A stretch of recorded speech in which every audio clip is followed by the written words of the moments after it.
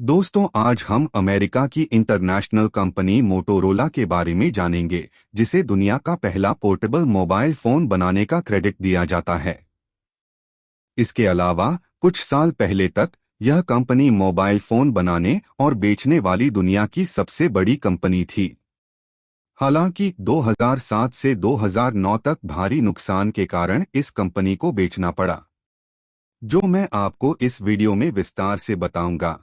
लेकिन उससे पहले आइए शुरू से मोटोरोला की यात्रा के बारे में जानते हैं।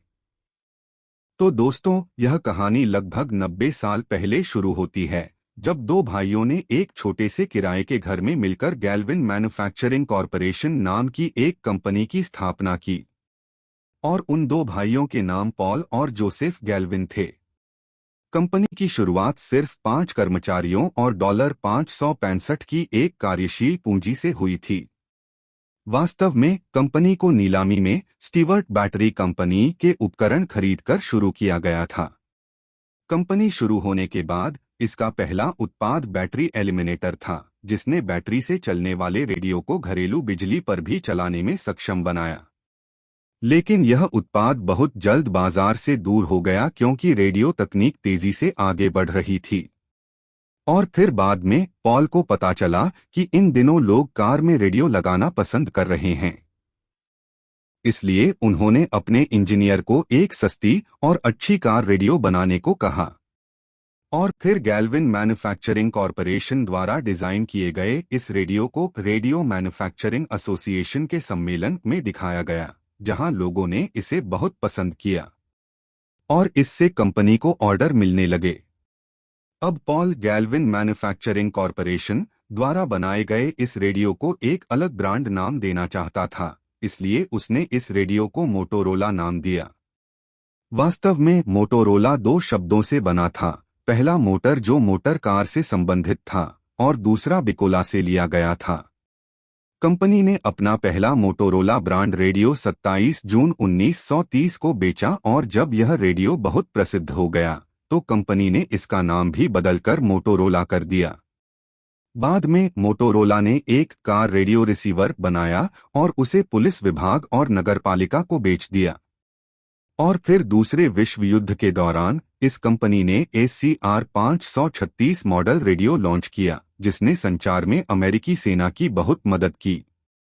1947 में रेडियो के अलावा मोटोरोला ने VT71 मॉडल का एक टेलीविजन बनाया, और इस समय तक मोटोरोला का मुख्य व्यवसाय रेडियो और टीवी बनाना था। 1958 में अमेरिका के पहले उपग्रह को लॉन्च करते समय मोटोरोला ने नासा के लिए कई रेडियो उपकरण भी बनाए। और फिर नील आर्मस्ट्रांग पहली बार चंद्रमा पर गए ताकि मोटोरोला की ट्रांसीवर से अपनी आवाज को पृथ्वी तक पहुंचाया जा सके। 3 अप्रैल 1973 को मोटोरोला ने दुनिया का पहला पोर्टेबल मोबाइल फोन बनाया। मॉडल डायना-TAC था और इसे मोटोरोला के वरिष्ठ इंजीनियर मार्टिन कूपर ने बनाया था। 1974 में पैनासोनिक की मूल कंपनी जापान ने अपने टेलीविजन व्यवसाय को जापान की मात्सुशिता कंपनी को बेच दिया। और फिर फोन बनाने पर ध्यान केंद्रित करने के बाद 1984 में मोटोरोला ने पहला सेलुलर फोन लॉन्च किया, जिसका नाम डायना-TAC 8000X है। और फिर 1996 तक Motorola micro TAC, ultra classic और स्टार TAC मॉडल के फोन लाया। अब तक यह मोबाइल फोन का दुनिया का सबसे बड़ा निर्माता था। लेकिन नोकिया के आने के बाद यह 1998 में दूसरे स्थान पर फिसल गया। और फिर आगे मोटोरोला ने स्टार टैक 2004, रेजर मैक्स और XT 603 जैसे कई शानदार मोबाइल फोन लॉन्च किए। लेकिन 2007 के बाद से कंपनी को लगातार नुकसान होता रहा, और फिर 4 जनवरी 2011 को इसे 2 अलग अलग सार्वजनिक कंपनियों में विभाजित कर दिया गया।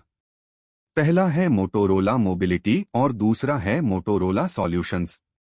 और फिर 2012 में गूगल ने मोटोरोला मोबिलिटी खरीदी, लेकिन बाद में 2 साल के भीतर गूगल ने इसे लेनोवो को भी बेच दिया।